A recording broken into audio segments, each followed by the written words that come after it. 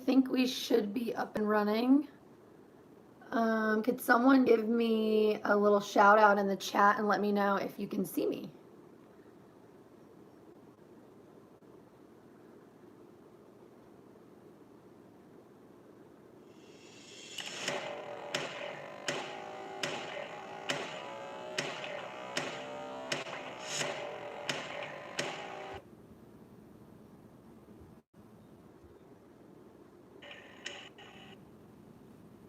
Hello, everyone. Hello, everyone. Hello, everyone. Okay, give me 1 second. I'm gonna switch over to my hotspot. I think it's gonna be a little bit easier. Okay, give me 1 second. I'm gonna switch over to my hotspot.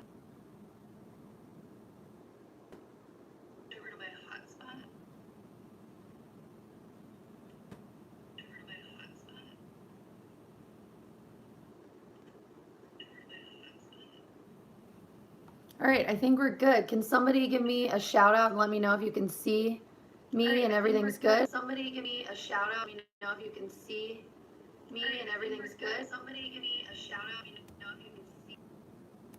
Thank you, Ian. Okay, my computer is muted. Am I good?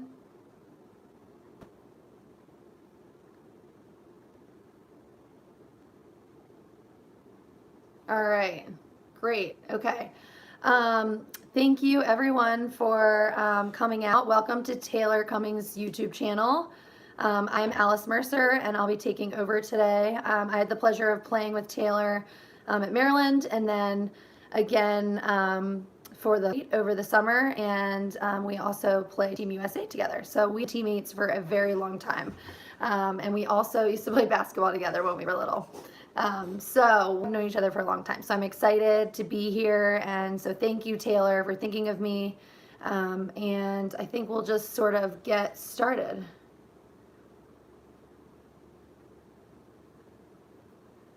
All right. How do you stay motivated? So I think right now it's a really interesting time. It's a really challenging time for that, because I know, and I'm sure for all of you, you're experiencing the same thing, where a lot of our seasons are being canceled. A lot of the summer tournaments are still up in the air. I think it's a time where we might not have something in the short term to look forward to for why we're staying motivated and working out all the time. But I will say for me, one thing that's been super helpful and one thing that motivates me is looking at what my US teammates are doing. And I will say shout out to Taylor Cummings for sure for posting everything online, but Marie McCool does a really nice job. Kylie Ohlmiller does a really nice job of using their social media platforms to share with the world their workouts. And I see that, and it's one thing that just continues to push me and keeps me motivated to get outside and get my workout in. So I see a couple of questions about best defensive drills and good footwork drills. So I will say if you're by yourself, the best thing that you can do is footwork. I think there are ways that you can mimic what playing defense against someone is like, using either cones or ladders, or getting outside and just shuffling, staying low, all those types of things. I will say if you have a partner, to work on 1v1s. I think it's something that everyone tends to dread, but I think that good team defense always comes from really solid 1v1 defense to start. So if you can, the best defensive drill with someone would be to work on 1v1s and to just continue to get comfortable working on your footwork, but also making contact and forcing them the correct direction.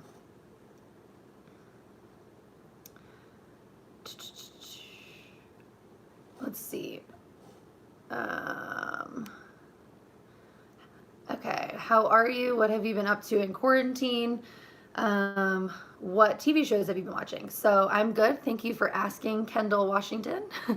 I hope you all are well and staying safe during this unknown time, this uncertain time. I'm doing well. I'm working from home. I am an 11th and 12th grade school counselor, actually. So we are in virtual school, which I'm sure a lot of you are experiencing at this time too. So I'm spending a lot of my day online and meeting with my students, meeting with other teachers, and just trying to continue to get through this time.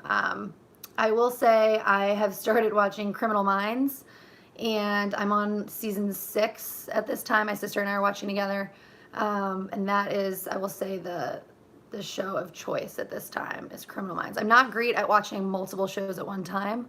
I still keep up with Grey's Anatomy, and I still keep up with How to Get Away with Murder, but I tend to, I'm not able to focus on more than one thing at a time, I will say. My favorite workout, I love sprint workouts. That's my typical day. I spend it in my virtual online school, and then at the end of my school day around 3:30 or 4, I go out and get sprint workouts in. I don't love running long distance, but I do it from time to time to change it up. But I will say that's my favorite type of workout, is doing that. I will say when gyms are finally reopened and workout classes are able to be held, when we're finally past this pandemic, I am hoping to get back to some of the soul cycle classes and core power yoga classes that I tend to do to just change things up. I think it's nice to change up the routine a little bit.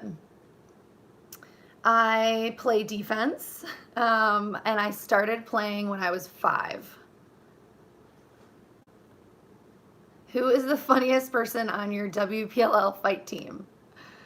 I would probably have to go with Kayla Trainer. She's also one of my US teammates. She went to Syracuse. She's hysterical. The best part about, I think, Kayla's humor is that she doesn't actually know that she's funny or that she's trying to be funny. It's just who she is, and she's a great one to have around. So I will say Kayla Trainer is probably the funniest person on our fight team.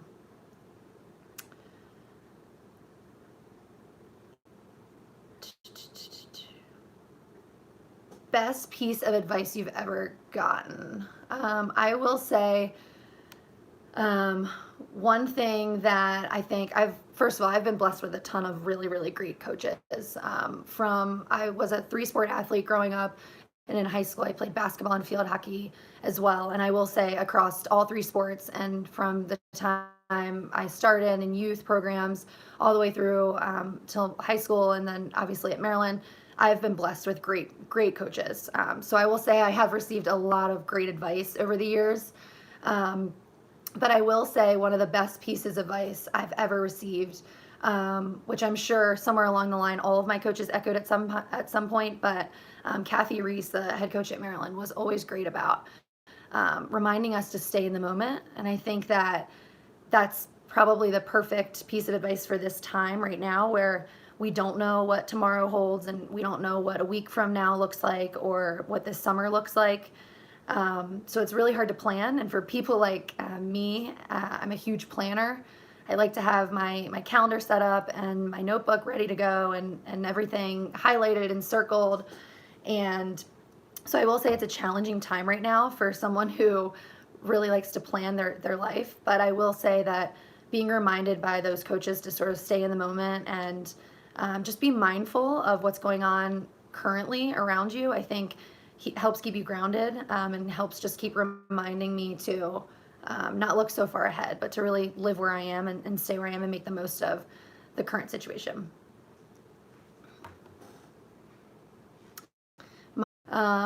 I then went on.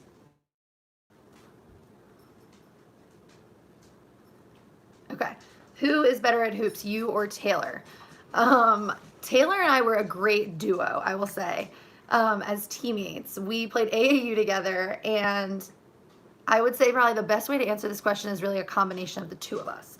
So what would happen was we would run the box when that was like not even a thing in basketball, was running in and out with every possession. So Taylor was on the offensive end, not shocking, and I was on the defensive end, again, not shocking. But we were really, it was funny. Our coaches tried to morph us into one person. And clearly something stuck, because I've continued to stay on the defensive end, and Taylor's added that other element. But I will say we were a good dynamic duo. Have I always played defense? No, I was a midfielder in high school, which I think was primarily because I could run for days, and my coach claimed that I had two hearts. So I was a midfielder, but defense was sort of always my calling. It was always the end of the field that I felt the most comfortable on. Playing basketball, that was always my favorite side of the ball. I was always more in tune and I think more inclined to have that sort of anticipation factor as part of my game, and really always wanted to just get steals and interceptions, and I definitely did not want to take the shot at the end. So defense is sort of where I ended up, and it's been a great home thus far.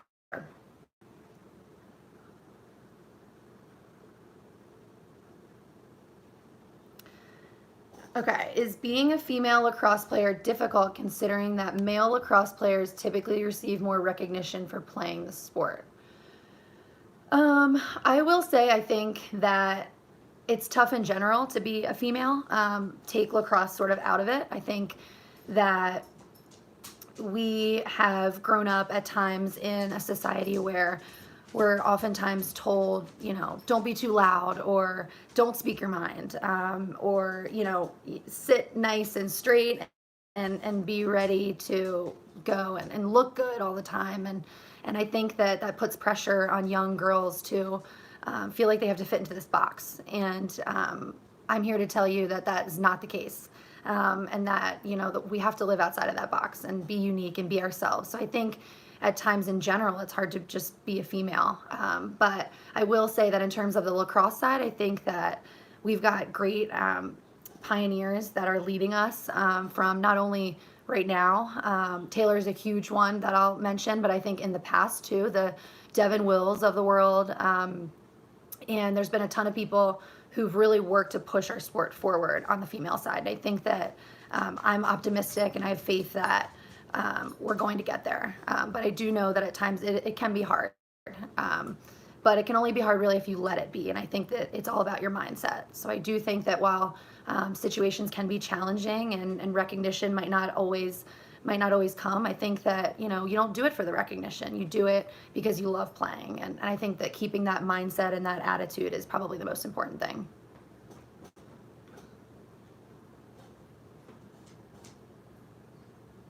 Wow, Ian's really stirring up the pot here. Who wins a 50-yard race, Taylor or Alice? That's funny. I'm not going to answer that. I think that we'd be pretty even. What's the hardest dodge to defend? I will say anyone who dodges sooner rather than later is a lot harder to defend. So that's a tip for all you attackers and middies out there. It's a lot easier when defenders have an opportunity to make contact.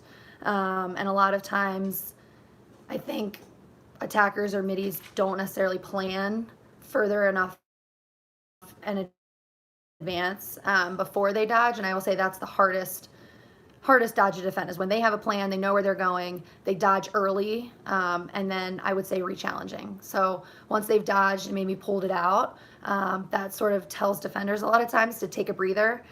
You start to say, okay, great, I'm not in a 1v1 anymore, and you take a deep breath, and then I would say the sort of lethal dodgers are the ones that go right back to goal right after you decided to take a step back and an opportunity to breathe.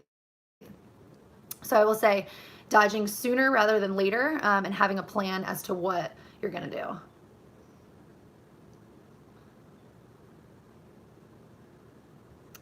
Why did I decide to go to Maryland?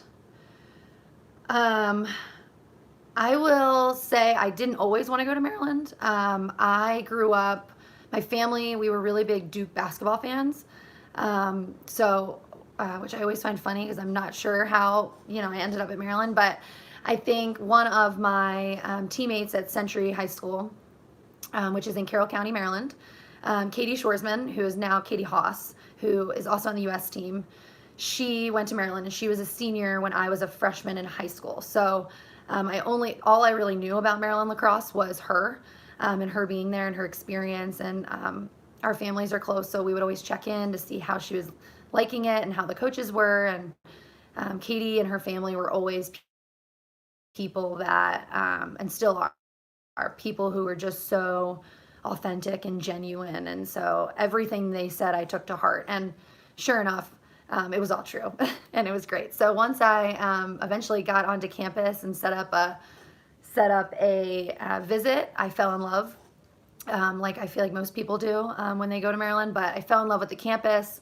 I fell in love with the coaching staff, and I can remember sitting in Kathy Reese's office and watching a highlight video, and it just blew my mind. I was just the whole time thinking, I want to be on that video. Like, I want that to be me. I want this to be my next 4 years. And which is crazy to think that a kid who didn't even have her learner's permit was already so excited and so sure about.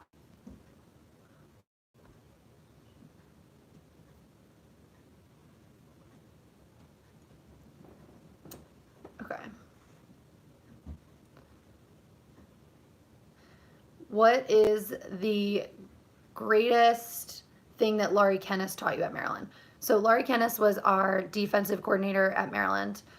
So we worked closely together. I would say the biggest thing that Laurie Kenneth did for me, we call her Kenneth. The biggest thing that Kenneth did for me was just give me confidence to be exactly who I am and to not be afraid to go out on an island and play defense in a 1v1 that might start at the 30-yard line. She just gave me confidence to do those things, and I think she was always constantly pushing me to be aggressive and be exactly who I am, as opposed to trying to sort of rein me in. So I will say that, and along with the rest of the Maryland staff too, just gave me the confidence to be who I am and be unique and just play the aggressive style of defense and the fun style of defense that I like to play.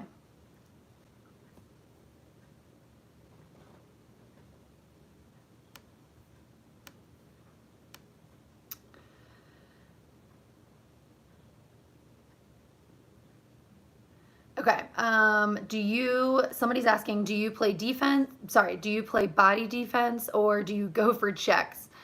I will say that I tend to be a little bit more reserved in my style of defense. I was always taught, which I think comes from the basketball side of things, just to play body up defense, to just square up. I mean, obviously in basketball you don't have a stick. I do think sometimes we rely too heavily on our sticks instead of our footwork. But I will say that I tend to play a little bit more of a reserved, and I try not to foul. But I will say that I think when the check presents itself, that's when you should go for it. So I think that a lot of times defenders can get caught up in trying to go find the check.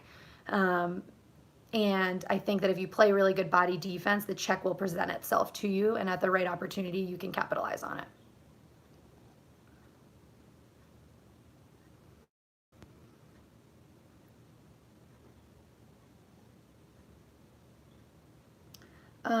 Okay, let's see.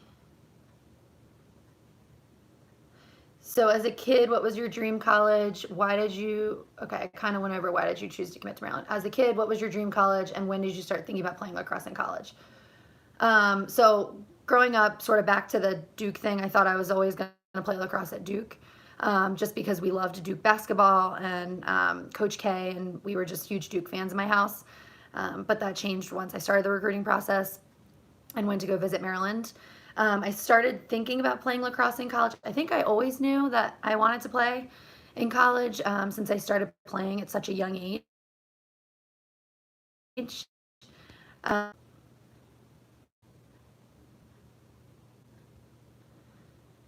Let's see. So I've had a couple of questions about how I stay in shape for lacrosse all year round. So I think that one thing that was always really nice about being a three-sport athlete growing up was that I really enjoyed the change of season, and I really enjoyed focusing on that sport for that entire season. So I will say that going from that to playing lacrosse full time is definitely can be challenging at times because I personally feel like I still need that time to do other things. So I try to do that by obviously still staying in shape and working out the way I would. But when we get closer to our summer WPLL season and we get closer to our training weekends for the US team, that's when I start to ramp up my training a little bit. It just gets a little bit.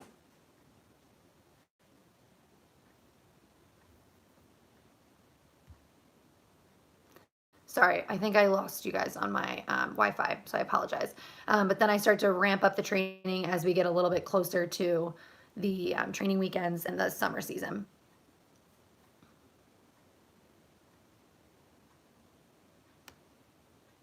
What state do you live in? So I'm from Maryland originally, but I now currently live in DC and I work in Maryland. So it's only about a 20-minute commute for me from DC to the school I work at in Potomac, Maryland. How tall are you? I think I'm 5'9". And I started playing when I was 5 years old. So I was in kindergarten at the time. And I started because my older brother played at the time. So my older brother is 5 years older than me.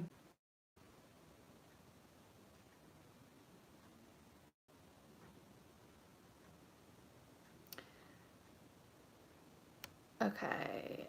What are some of your weaknesses and how did you make them your strengths? Good question. Some of my weaknesses. I will do maybe one as a player and then one as just a person. As a player attack, they have a dodge set up. They have a plan offensively of what they're going to do, and you don't know that plan. So I think one thing that I was always, I would say, like struggled with, or just it was an area to improve on, was just getting comfortable. So it wasn't like we were just going to start playing at the 12 or the 8 meter, but instead they really wanted us to make contact further out. And so that really challenged me to get better at playing defense when you don't have any lines on the field around you. So if you're playing somebody at the 30-yard line, you don't really have anything to sort of go off of in terms of knowing where you are and where your teammates are in relation to you and where the other attackers are in relation to you. So I think that was something that was challenging at first for me, but something that I tried to capitalize on and make a strength of mine. I will say as a person, um, something that I'm always working on, I tend to have one speed, and that's just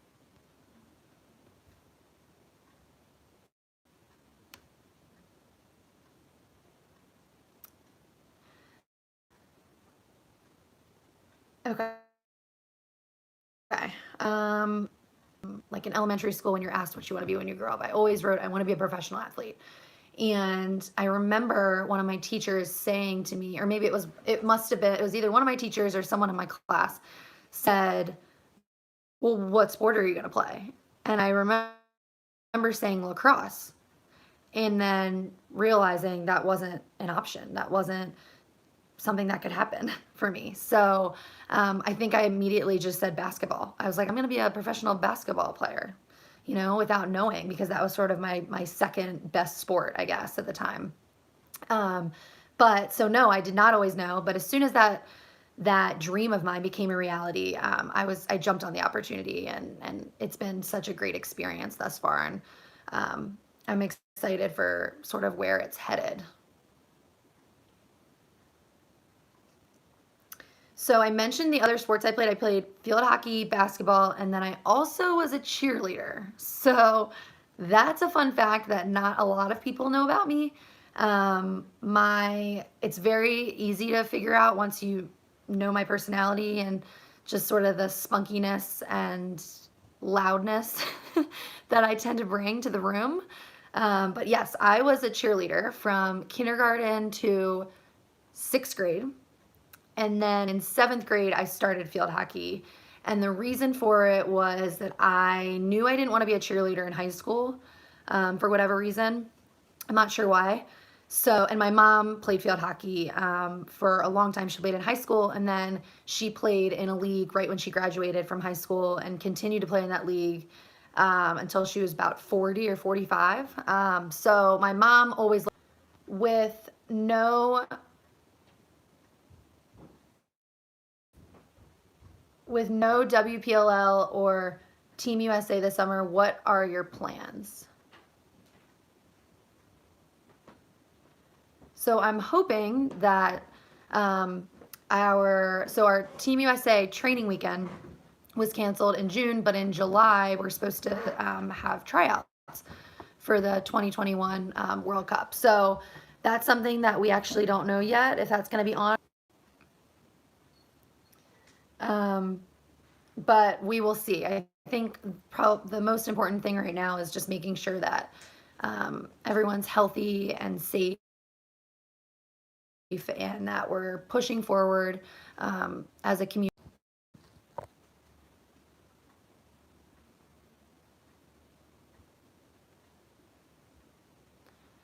Okay, so I'm seeing a couple questions about sticks. And I will say this is not my forte. And my other US teammates too. But I tend to just use whatever we have sponsorships for different teams that I'm a part of. So for the US team, we have Brine. So I use the Brine Dynasty Elite, I believe. And then, if I had a choice, I would use Under Armour just because that's what we played with at Maryland. But I will definitely say I'm going to defer to my attackers and midi friends to answer those questions because I tend to not be very picky about that.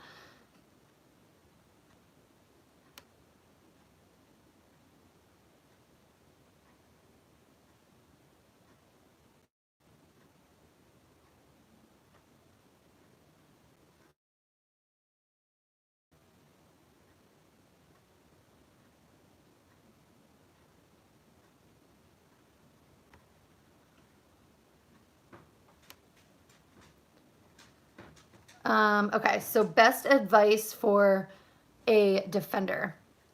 I will say that the best piece of advice I could probably give you is to just making sure that, sorry, I lost my train of thought. Just making sure that you are controlling what you can control and trying to create, I think, chaos on the offensive end. So defensively, we like to call it controlled chaos, right? Because we know what we're doing, right? But we want to sort of make the attackers feel hectic when they're out there, and that we've sort of messed up whatever plan they had. So I think that that's super important, is having that impact on an attacker as a defender to be able to sort of disrupt what they're trying to do, whether that is making contact sooner on them, whether it's taking away their dominant hand. I think there are a lot of different ways to disrupt the offensive plan and the offensive skill set, but I just think it's finding ways to do that. Whatever works best for you and whichever you prefer.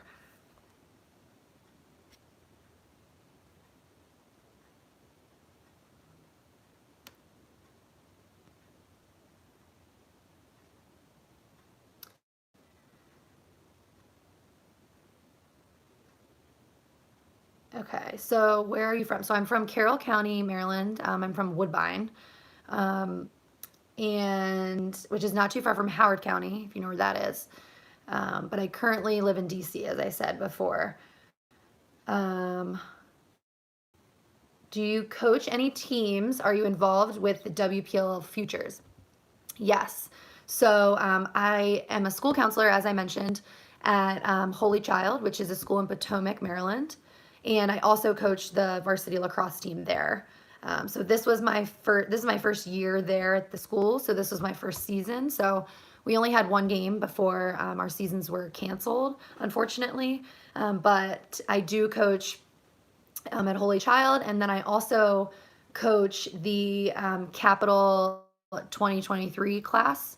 I coach both teams for the Capital 23s. And yes, I have been involved with the WPL Futures.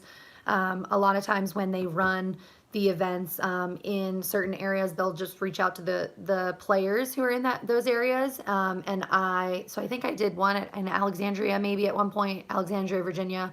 And I've definitely done a couple in Maryland too. So it just kind of depends on who's available and where the location is.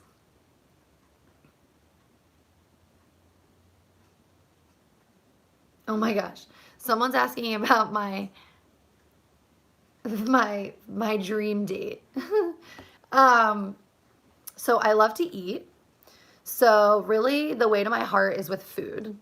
Um, so I love American food, but I do love Chinese. I love sushi.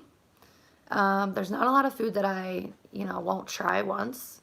I tend to be a huge dessert girl. Like I really need to have a snack at times after dinner, which I'm trying to, fingers crossed, be better about.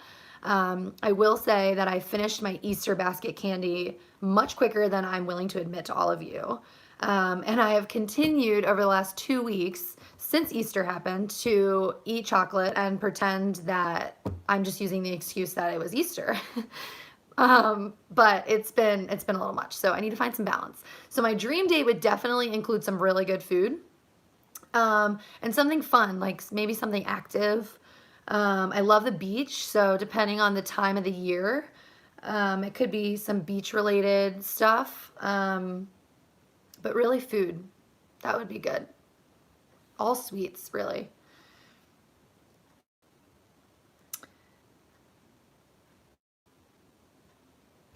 Okay, so will I be at the WPLL Futures Summit in July? I would love to meet you. Um, Potentially. I'm not sure again if what the summer is going to look like and if we're going to have it. Um, but there's potential that I could be available to attend that, and I would love to meet you too, Kendall.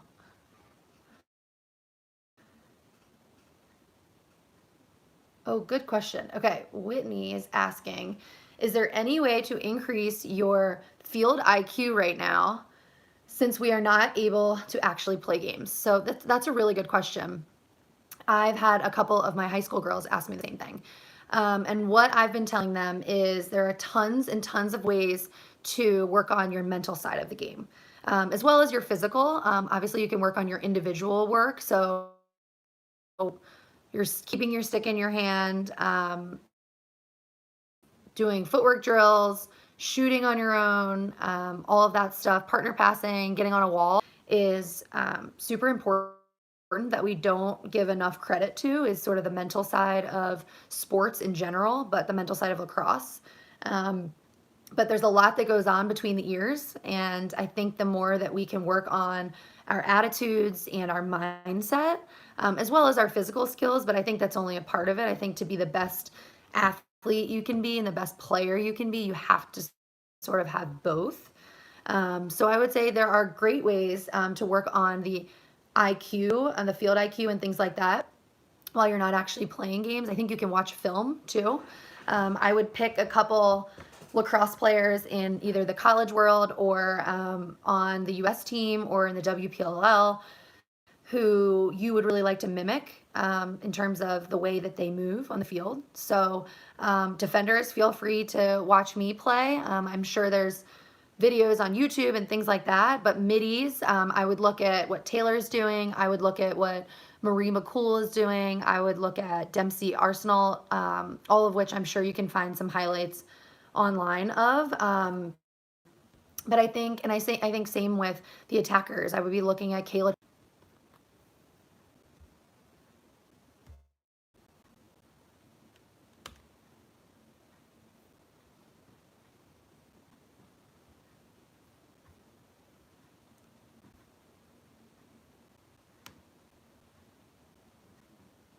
Okay, sorry about that. I'm not sure what happened.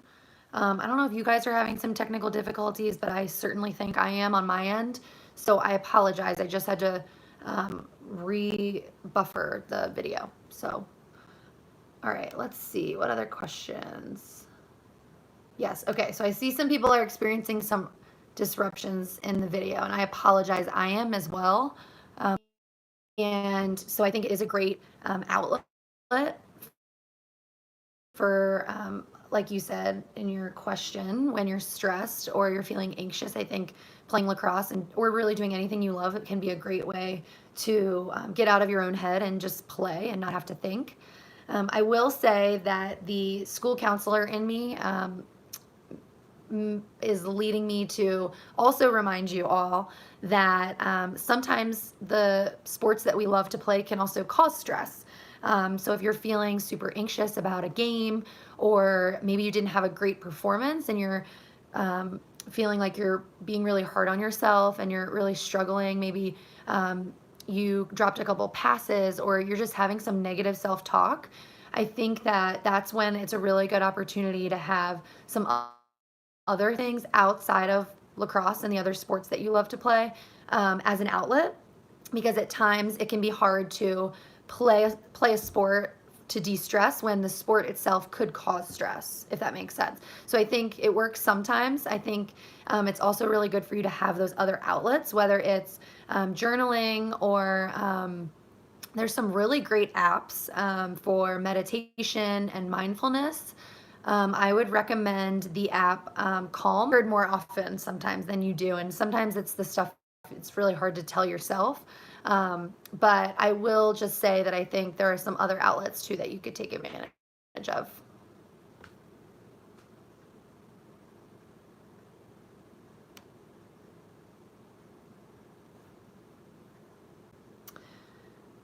Okay. I'm seeing some. I will also place at home where you have an opportunity to practice something for the first time is a great way to try new things. I think it's, you're not going to try something for the first time when you're in the middle of a championship game and the ball's in your hand, right? You're not going to test out a new dodge at that time, probably, because you won't have the confidence at that point to do so. But I will say that being in the yard is a great way to try new things. Like try out that new stutter step dodge you've been working on, or maybe you've watched some videos on some midfielders doing split dodges and you want to work on split dodges.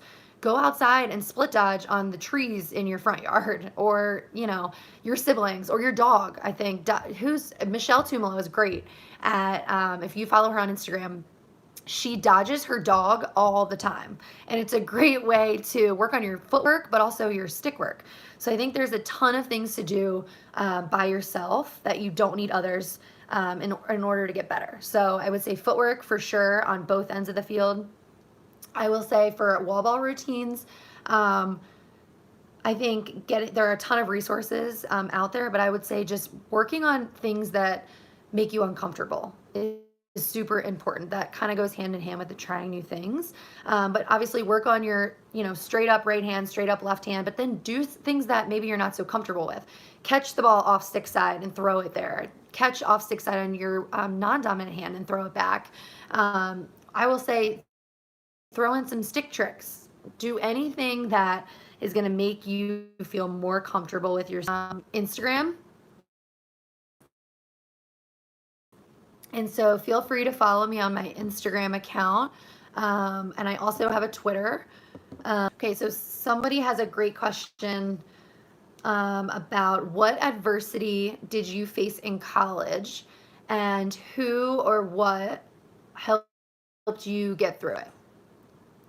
So I will say, just in general, I think one thing that can be challenging about going to college, whether you're a student athlete or not, is that you go to college and everything's different. And I think that that's probably in general one piece of adversity that sort of everybody faces, no matter who you are and no matter what school you go to, is just adjusting. And sometimes some people adjust better than others, but I will say just that adjustment period of getting to college and having to make a whole new group of friends and learn in maybe a different way.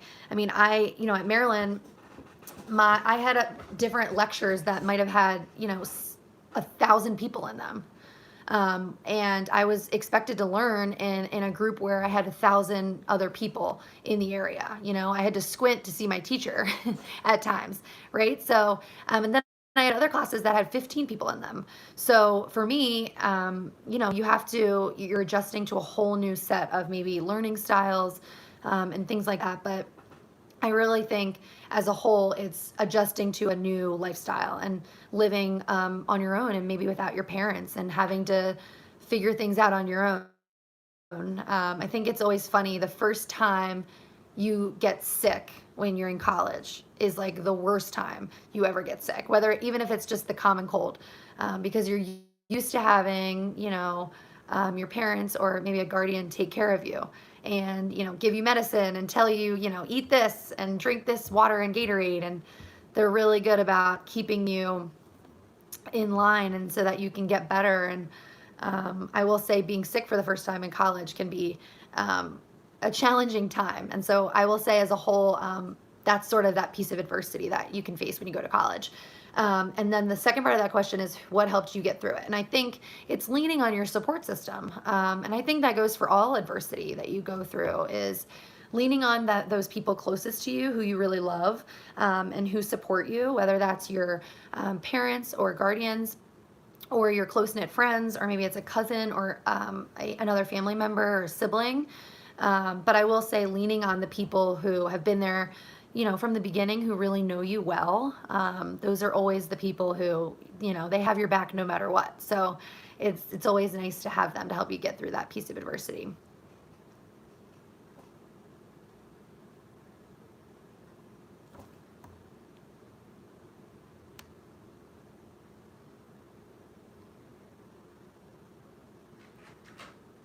Okay, so I'm seeing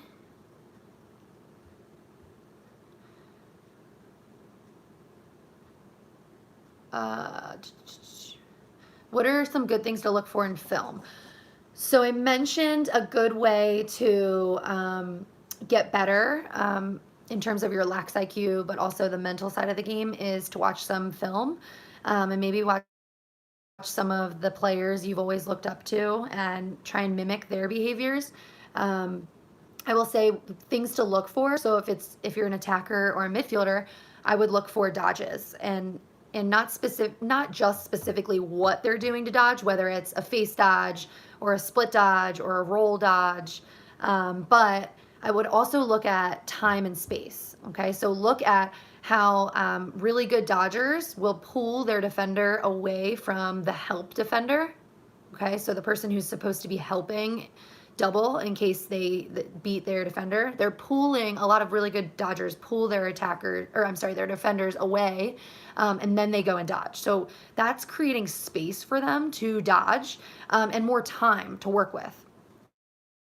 Because the further away that they pull their defender from the help defender means it's going to take longer for the help defender to get there, in theory. So I would say in terms of things to look for in film, look for those great dodgers and what they're doing to set their dodge up. And then I will say I would watch also like man up, man down situations too. So not only are you looking at the individual skills of the athletes and players that you're looking up to and trying to mimic, but also looking at man up, man down situations. Because lacrosse is such a fast sport, more often than not, we have, you know, man up situations on offense and man down situations on defense. And so I would look at the ball movement. I think there are teams that do this really, really well. You can watch the US team do it. I will say you can definitely watch film on Marilyn too, but these are great teams to watch sort of their ball movement and how quickly they know where their teammates are going to be, and they don't have to receive the ball and take 3 or 4 cradles before they pass it. They can receive the ball and move it right away. So I would look for ball movement and stick work and things like that.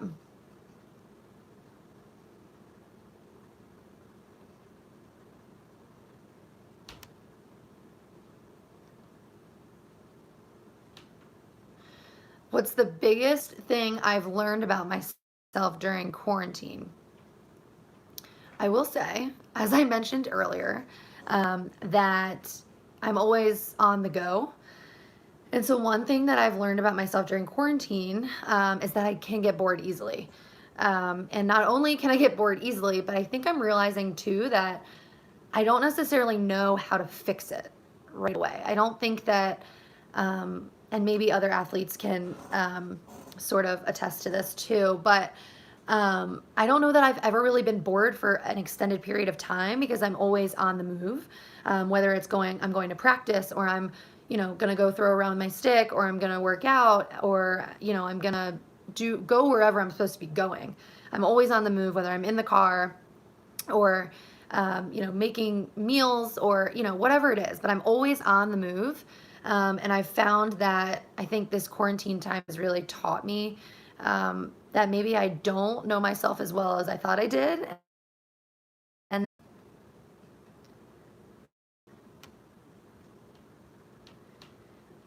okay, so I think I have about 3 minutes, so I will try and answer the last like 3 or 4 questions that I see, and then we'll sort of wrap it up.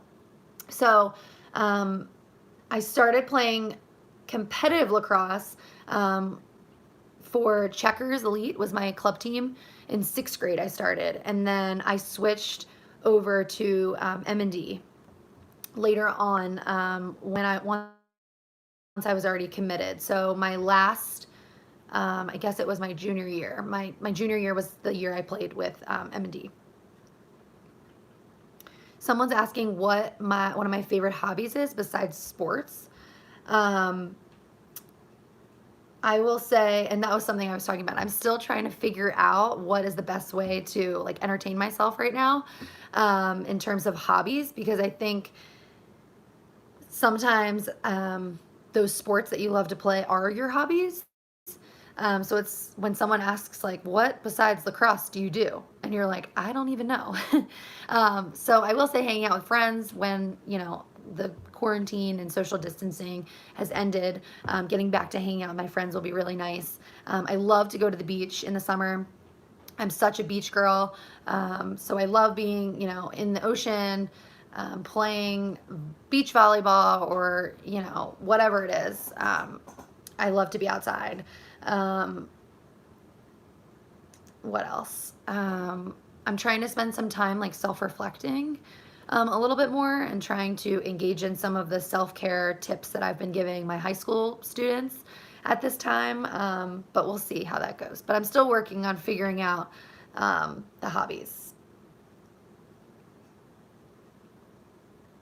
And then I will answer. So my last one, when did Taylor and I meet? So Taylor and I met probably, let's see, I think we played against each other in youth lacrosse, like before. I played for Gamber Smallwood, and I think, and she's gonna have to confirm this, but I think she played for Cobra, which was another youth program at the time. But again, I don't think we met during that time. We've pretty much been teammates ever since. So it's been a long time. We've played on a lot of great teams together.